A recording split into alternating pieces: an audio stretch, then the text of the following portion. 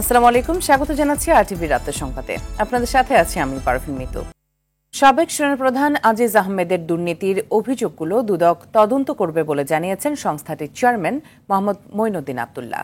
এদিকে আইন নিজের গতিতে চলবে জানিয়ে সাবেক সেনাপ্রধান আজিজ ও পুলিশ প্রধান বেনজিরের দুর্নীতির অভিযোগের বিষয়ে প্রধানমন্ত্রীর বেসরকারি শিল্প ও বিনিয়োগ বিষয়ক উপদেষ্টা সালমান এফ রহমান বলেছেন, তাদেরকে কোনো রকম সুরক্ষা দেবে না সরকার।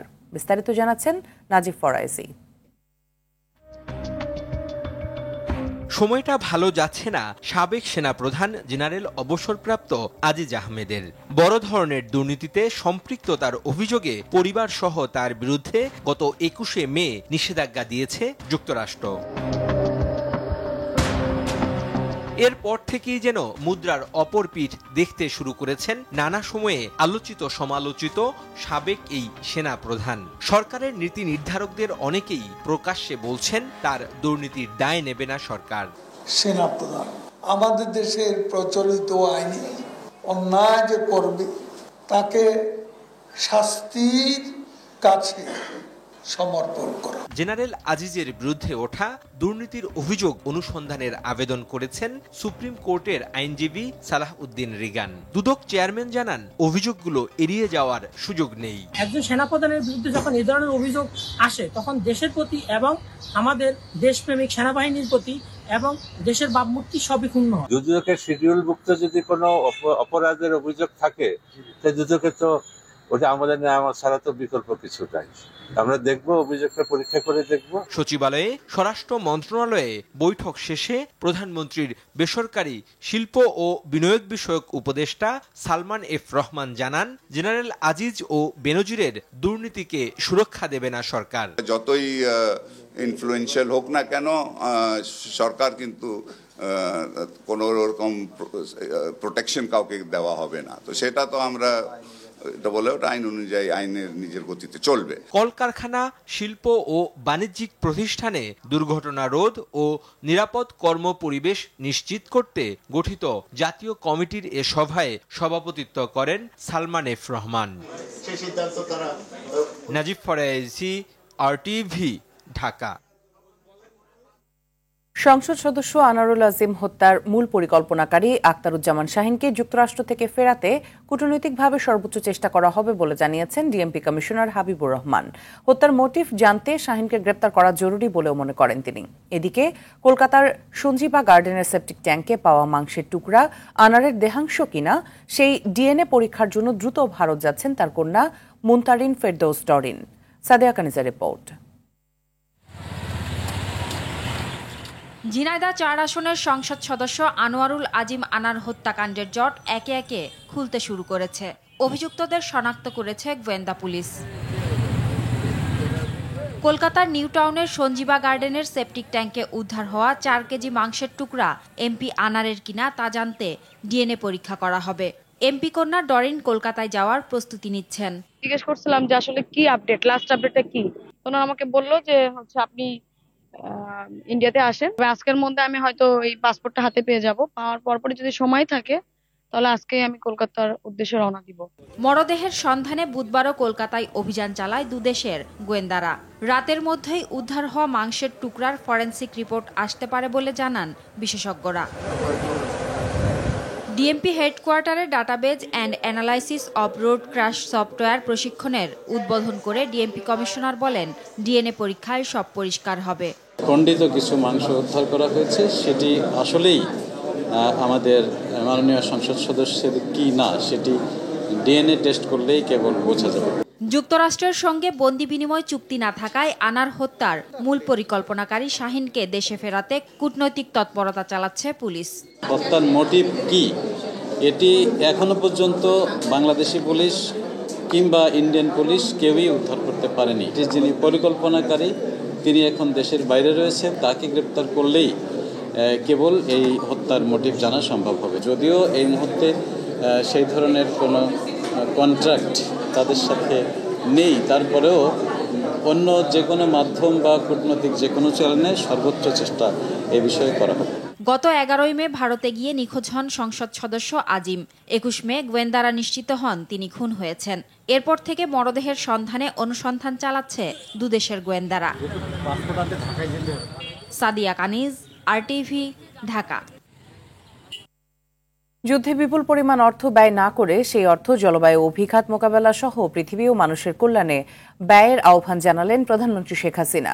রাজধানীর বঙ্গবন্ধু আন্তর্জাতিক সম্মেলন কেন্দ্রে আন্তর্জাতিক জাতিসংঘ শান্তিরক্ষী দিবসের অনুষ্ঠানে এসব কথা বলেন প্রধানমন্ত্রী। এ সময় বিশ্ব শান্তি প্রতিষ্ঠায় সততা, নিষ্ঠা, একাগ্রতা ও আরও পেশাগত দক্ষতার সঙ্গে মিশনে দায়িত্ব পালনে বাংলাদেশের শান্তিরক্ষীদের নির্দেশনা দেন সরকার প্রধান। আতিকা রহমানের রিপোর্ট। বিশ্বের অন্যান্য দেশের মতো বাংলাদেশেও পালিত হচ্ছে আন্তর্জাতিক জাতিসংঘ শান্তিরক্ষী দিবস। রাজধানীর বঙ্গবন্ধু আন্তর্জাতিক সম্মেলন কেন্দ্রে শান্তিরক্ষী দিবসের অনুষ্ঠানে যোগ দেন প্রধানমন্ত্রী শেখ হাসিনা। শুরুতে বিভিন্ন মিশনে দায়িত্ব পালনের সময় আহত 3 সেনা সদস্যকে সম্মাননা দেয়া হয়। এ সময় প্রধানমন্ত্রী বলেন, বাংলাদেশের শান্তিরক্ষীরা বিশ্বে বিরল দৃষ্টান্ত স্থাপন করেছে। তারা আগামীতেও দেশের সুনাম ধরে রেখে বিশ্ব শান্তি প্রতিষ্ঠায় কাজ করে যাবে। আপনারা সংঘাত প্রতিরোধ, বেসামরিক নাগরিকদের সুরক্ষা, মানবাধিকার নিশ্চিত ও শান্তি প্রচেষ্টায় নিরলসভাবে কাজ করে যাচ্ছেন। আন্তরিকতাপূর্ণ কাজের কারণে ওই সকল দেশের জনগণ আপনাদেরকে অকুণ্ঠ ভালোবাসা উপহার দিয়েছে। অনেক দেশ আপনাদের থেকে বাংলা সংস্কৃতি, ভাষা রপ্ত করেছে। আপনারা অন্যান্য দেশের সহযোগী শান্তিরক্ষীদেরও শ্রদ্ধা ও আস্থা অর্জন করেন। আর সর্বোপরি আমাদের পেশাদারিত্ব, দক্ষতা, নিষ্ঠা বিশ্ব শান্তি রক্ষায় অনুকরণীয় দৃষ্টান্ত স্থাপন করেছে। যুদ্ধ সংঘাত মানবজাতির জন্য কোনো কল্যাণ বয়ে আনে না, শুধুমাত্র অস্ত্র বিক্রি হয় এবং বিশ্বজুড়ে অস্থিতিশীল পরিস্থিতি তৈরি করে। একথা জানিয়ে প্রধানমন্ত্রী বলেন, রাজনৈতিক ও আঞ্চলিক সব সমস্যা আলোচনার মাধ্যমে সমাধান করা সম্ভব। অস্ত্র প্রতিযোগিতা প্রতিনিয়ত যত বৃদ্ধি পাচ্ছে, ততই মানুষের জীবনও আরও বেশি দুর্বিষহ হয়ে উঠছে। আমরা যুদ্ধ চাই না, শান্তি চাই। আলাপ আলোচনার মাধ্যমে সকল সমাধান করতে চাই। আমরা বিশ্বের এক বিশাল সংখ্যক মানুষ এখনও দরিদ্র সীমার নিচে রয়েছে, যারা অস্ত্র তৈরি এবং অস্ত্র প্রতিযোগিতায় এত অর্থ ব্যয় করছে। এই অর্থ যদি ক্ষুধার্ত মানুষের আহারের ব্যবস্থা, শিক্ষার ব্যবস্থা, চিকিৎসার ব্যবস্থা করা হতো, তাহলে এই পৃথিবীতে শান্তি প্রতিষ্ঠিত হতো। পরে 5টি দেশে জাতিসংঘ শান্তিরক্ষী মিশনে কর্তব্যরত বাংলাদেশের সদস্যদের সঙ্গে ভার্চুয়ালি কথা বলেন প্রধানমন্ত্রী। এ সময় তাদের খোঁজ নেওয়ার পাশাপাশি বিভিন্ন দিক নির্দেশনা দেন। যে আজকে আমি এই বিশেষ দিনে। আতিকা রহমান, RTV, ঢাকা। ষষ্ঠ উপজেলা পরিষদ নির্বাচনের তৃতীয় ধাপে সারা দেশে 87 উপজেলায় ভোট হয়েছে। ভোট গণনা শেষে বিভিন্ন কেন্দ্রে ঘোষণা করা হচ্ছে ফলাফল। এখন পর্যন্ত প্রাপ্ত ফলাফলে উপজেলা চেয়ারম্যান পদে বেসরকারিভাবে নির্বাচিতদের মধ্যে রয়েছেন টাঙ্গাইল সদরে তোফাজ্জল হোসেন তোফা, দেলদুয়ারো মাহমুদুল হাসান মারুফ, নাগরপুরে KM সালমান শামস, বগুড়া সদরে শুভাশিস পোদ্দার লিটন, নীলফামারী সদরে আবুজার রহমান, সাতক্ষীরা সদরে মশিউর রহমান বাবু, কলারোয়ায় আমিনুল ইসলাম লালটু, ফেনী সদরে শুভেশ চন্দ্রশীল, দাগনভূঞাতে দিদারুল কবির রতন, সোনাগাজীতে জহির উদ্দিন মাহমুদ, সুনামগঞ্জের দোয়ারা বাজারে দেওয়ান তানভীর আশরাফি বাবু ও নওগাঁর রানীনগরে মোহাম্মদ রাহিদ সর্দার সহ অন্যান্যরা।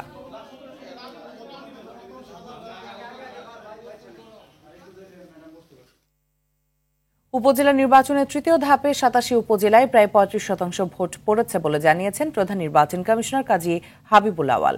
বিকেলে আগারগাঁও নির্বাচন ভবনে প্রেস ব্রিফিংয়ে তিনি সব তথ্য জানিয়ে বলেন, অবাধ ও নিরপেক্ষভাবে নির্বাচন হয়েছে।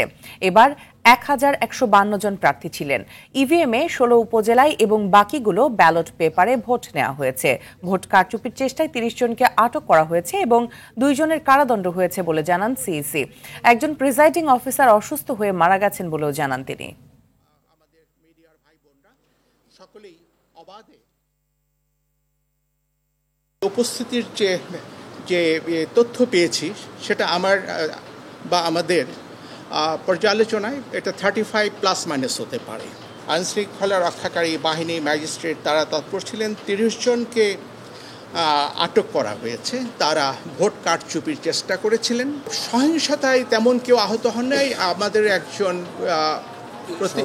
সহকারী প্রিজাইডিং অফিসার আকস্মিকভাবে অসুস্থ হয়ে কিছুক্ষণ পরে উনি মৃত্যুবরণ করেছেন। জেগে ওঠার সময় এসেছে। ভয়ভীতিকে দূর করে সরকারকে পরাজিত করতে সবাইকে প্রতিরোধ গড়ে তোলার আহ্বান জানিয়েছেন বিএনপির মহাসচিব মির্জা ফখরুল ইসলাম আলমগীর। বুধবার বিকেলে রমনা ইঞ্জিনিয়ারিং ইনস্টিটিউট শহীদ জিয়ার ৪৩তম শাহাদাত বার্ষিকীর আলোচনা সভায় তিনি এসব কথা বলেন। ফখরুল বলেন, নিরপেক্ষ নির্বাচন হলে আওয়ামী লীগ ১০% আসন পাবে না। সরকারের কাজ দেশের সম্পদ লুণ্ঠন করে বিদেশে পাঠানো। তারই উজ্জ্বল দৃষ্টান্ত বেনজির আর আজিজ।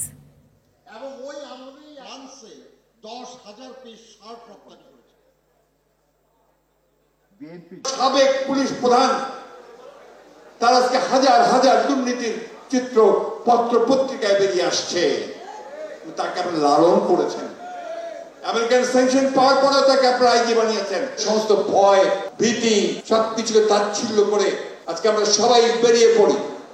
আমরা এমন একটা প্রতিরোধ করে তুলি যে এই ভয়াবহ দানব যারা আমাদের সমস্ত কিছু তছনছ করে দিচ্ছে তাদেরকে পরাজিত করে আমরা সত্যিকার একটা জনগণের একটা রাষ্ট্র, গণতন্ত্রের একটা রাষ্ট্র আমরা নির্মাণ করতে সক্ষম হই।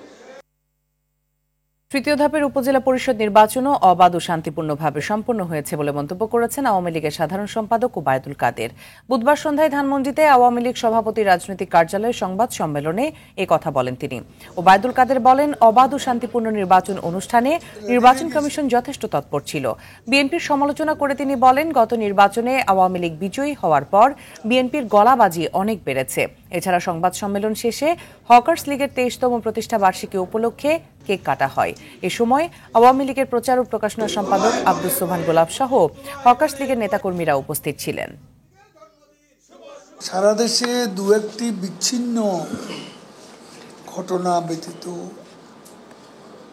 উৎসবমুখর পরিবেশে নির্বাচন অনুষ্ঠিত হয়েছে।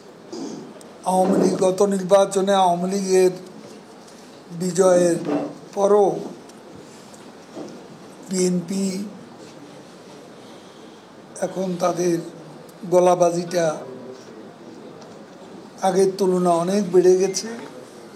ঘূর্ণিঝড় রেমালের আঘাতে ক্ষতিগ্রস্ত এলাকা পরিদর্শনে যাচ্ছেন প্রধানমন্ত্রী শেখ হাসিনা। আগামীকাল পটুয়াখালীর কলাপাড়ায় যাবেন তিনি।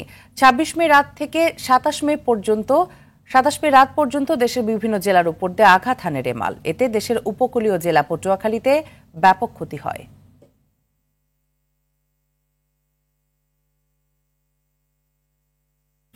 মিয়ানমারের উত্তর পশ্চিমাঞ্চলে মাঝারি পাল্লার একটি ভূমিকম্প আঘাত হেনেছে। রিক্টার স্কেলে এর মাত্রা ছিল ৫.৪। এতে কেঁপে উঠেছে ঢাকা, চট্টগ্রাম, সিলেট, রাজশাহী সহ দেশের বিভিন্ন এলাকাও। বুধবার সন্ধ্যা ৭টা ১৪ মিয়ানমারের মাওলাইক জেলার ৩১ কিলোমিটার পূর্ব দক্ষিণ পূর্বে ভূমিকম্পটি মূল আঘাত হানে। এর গভীরতা ছিল ৯৪ কিলোমিটার। আর উৎপত্তিস্থল ঢাকা থেকে ৪৩৯ কিলোমিটার দূরে মিয়ানমারে। তবে এতে মিয়ানমার বা বাংলাদেশে ভূমিকম্পে এখন পর্যন্ত কোনো ক্ষয়ক্ষতির খবর পাওয়া যায়নি। একটি গোষ্ঠী বাংলাদেশের বিরুদ্ধে ষড়যন্ত্রে লিপ্ত। তারাই ডয়েচে ভেলেকে দিয়ে সেনাবাহিনীর বিরুদ্ধে ডকুমেন্টারি তৈরি করেছে বলে মন্তব্য করেছেন তথ্য সম্প্রচার প্রতিমন্ত্রী মোহাম্মদ আলী আরাফাত। বুধবার দুপুরে তথ্য ভবনে বাংলাদেশ প্রেস কাউন্সিল পদক ২০২৩ প্রদান অনুষ্ঠানে এই মন্তব্য করে তিনি বলেন, ওই গোষ্ঠীটি টার্গেট করে সেনাবাহিনীর সুনাম ক্ষুণ্ণ করতে আন্তর্জাতিক গণমাধ্যমকে ব্যবহার করেছে। প্রতিমন্ত্রী বলেন, সরকার গণমাধ্যমের স্বাধীনতায় বিশ্বাসী। অনুষ্ঠানে বিভিন্ন ক্যাটাগরিতে ৬টি প্রতিষ্ঠান এবং ব্যক্তিকে সম্মাননা এবং পদক দেওয়া হয়। গণমাধ্যম ডয়েচে ভেলে আপনারা চেনেন, DW, তারা একটি ডকুমেন্টারি বানিয়েছে। সেই ডকুমেন্টারি তারা প্রচার করেছে।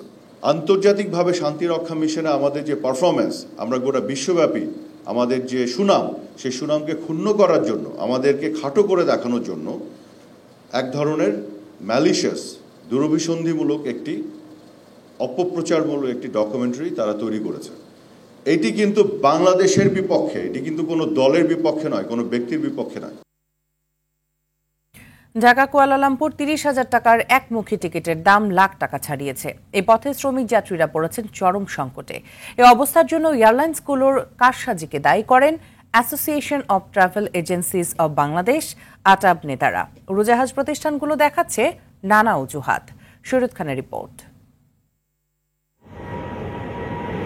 চলতি মাসে বন্ধ হয়ে যাচ্ছে মালয়েশিয়ার শ্রমবাজারের দরজা। ভিসাপ্রাপ্তদেরও ৩১ মের মধ্যে মালয়েশিয়ায় প্রবেশের সময়সীমা বেঁধে দেয়া হয়। হঠাৎ এমন ঘোষণায় নতুন ও দেশে আসা কর্মীদের মালয়েশিয়ায় যাওয়ার হিড়িক পড়েছে। আর এই সুযোগে টিকিটের দাম 4 গুণ পর্যন্ত বাড়িয়েছে এয়ারলাইন্সগুলোর পাশাপাশি সক্রিয় হয়ে উঠেছে টিকিট সিন্ডিকেটগুলো। আর এতেই ঢাকা কুয়ালালামপুর 30,000 টাকার একমুখী টিকিটের দাম লাখ টাকা ছাড়িয়েছে। একজন কর্মীর মালয়েশিয়া যেতে যেখানে 4.5 থেকে 5 লাখ টাকা খরচ হয়, সেখানে টিকিটের অস্বাভাবিক দাম শ্রমিকদের জন্য মরার উপর খাড়ার ঘা হয়ে দেখা দিয়েছে। আমরা 4.5 লাখ টাকা কন্ট্রাক্ট, কিন্তু এখন আমাদের 5 লাখ টাকা করে দিয়ে আমাদের টিকিট নিতে হয়েছে। আমরা এখন টিকিট হাতে পাই নাই, টিকিট হাতে পেলে তখন শিওর হতে পারবো আর কি। এখনো সিকিউরিটির জন্য ওয়েট করতেছে। বাড়তি যাত্রীর চাপে 4টি বিশেষ ফ্লাইট পরিচালনা করছে রাষ্ট্রীয় উড়োজাহাজ সংস্থা বাংলাদেশ বিমান।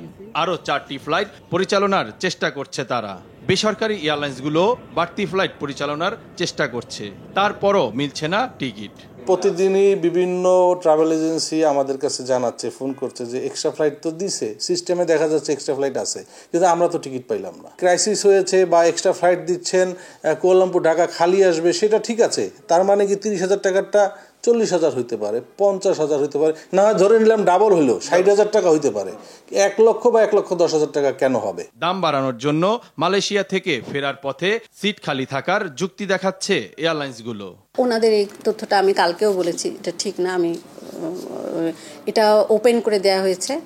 যখন ওপেন করে দেওয়া হয় সবাইকে বলা হয় আপনারা কাটেন, এবং টিকিট তো কাটছি। কুক্ষিগত করে বা ব্যাড ইন্টেনশন করে এগুলো কোনো কিছু না। ওয়ান ওয়ে এবং রিটার্ন দুটো মিলিয়ে আসলে অ্যাভারেজ কস্টিংটাকে ক্যালকুলেট করা হয়। এটা আসলে ডিমান্ডের কারণে আসলে ফেয়ারটাকে এখন আসলে চেঞ্জ হয়েছে। এই যে ফেয়ারগুলো নির্ধারিত হয় কিংবা কিছু, এটা কিন্তু প্রত্যেকটা এয়ারলাইন্সে যে কোনো রুটের ব্যাপারে এখানে আপনার আইকাওর একটা পলিসি এখানে ইনভলভ থাকে, আয়াটার একটা পলিসি ইনভলভ থাকে, সাথে রেগুলেটরি অথরিটির একটা ব্যাপার থাকে।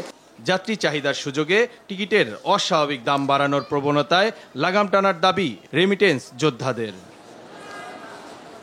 শরীয়ত খান, RTV, ঢাকা। সহজে সেবা দেওয়ার মাধ্যমে অর্থনৈতিক উন্নয়ন নিশ্চিত করতে ভৈরব পৌরসভায় ওয়ান স্টপ সার্ভিস সেন্টার চালু করা হয়েছে।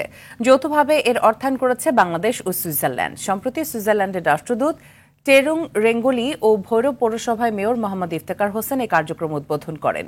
অনুষ্ঠানে প্রবৃদ্ধি প্রকল্পের টিম লিডার মার্কাস এহমান, সেলিস ডিজিটাল প্ল্যাটফর্মের সিইও জুলিয়ান ইয়েবার সহ সুইজারল্যান্ড দূতাবাস ও প্রবৃদ্ধি প্রকল্পের কর্মকর্তারা উপস্থিত ছিলেন। নির্ধারিত সময় সুশাসন ও স্বচ্ছতার মাধ্যমে নাগরিকরা সহজে ওয়ান স্টপ সার্ভিস সেন্টারের মাধ্যমে সেবা পাবেন। প্রধানমন্ত্রী নরেন্দ্র মোদী আর ক্ষমতায় আসতে পারবেন না, তাকে 7-8 দিন প্রধানমন্ত্রী বলা যাবে। মঙ্গলবার রাজ্যের বেহালায় এক নির্বাচনী সভায় এ মন্তব্য করেন ভারতের পশ্চিমবঙ্গের মুখ্যমন্ত্রী মমতা বন্দ্যোপাধ্যায়। মঙ্গলবার 2টি রোড শো ও একটি নির্বাচনী সভা করেন মমতা। রোড শো শেষে এই নির্বাচনী সভায় মমতা বলেন, এবার ক্ষমতায় আসবে ইন্ডিয়া জোট। এদিকে শেষ দফার নির্বাচনকে সামনে রেখে মঙ্গলবার কলকাতায় প্রথমবারের মতো রোড শো করেছেন নরেন্দ্র মোদীও। ভারতের লোকসভা নির্বাচনের শেষ 7ম দফার ভোট গ্রহণ হবে 1 জুন।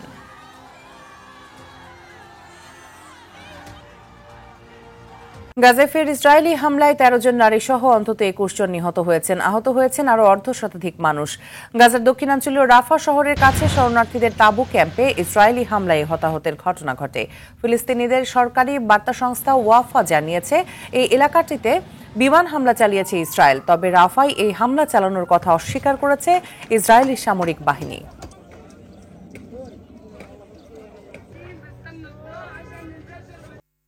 এবারে কাবাডি প্রসঙ্গ।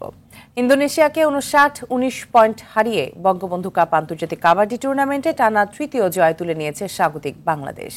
এই জয়ে সেমিফাইনালের পথে এগিয়ে গেল ডিফেন্ডিং চ্যাম্পিয়নরা। মিরপুর সোহরাওয়ার্দী ইনডোর স্টেডিয়ামে খেলার শুরু থেকে আধিপত্য দেখায় বাংলাদেশ। 6 মিনিটে প্রথম লোনা সহ প্রথমার্ধে 3টি ও দ্বিতীয়ার্ধে 2টি লোনা তুলে নেয় আরুদুজ্জামান আল আমিনরা। স্বাগতিকদের টানা 3 জয়ের বিপরীতে টুর্নামেন্টে প্রথম হারের মুখ দেখে ইন্দোনেশিয়া। একাই 18 পয়েন্ট ছিনিয়ে এনে ম্যাচ সেরা হয়েছেন লাল সবুজের রেইডার মিজানুর রহমান। অন্য ম্যাচে মালয়েশিয়াকে 42-25 পয়েন্টে হারিয়ে প্রথম জয়ের দেখা পেয়েছে পোল্যান্ড।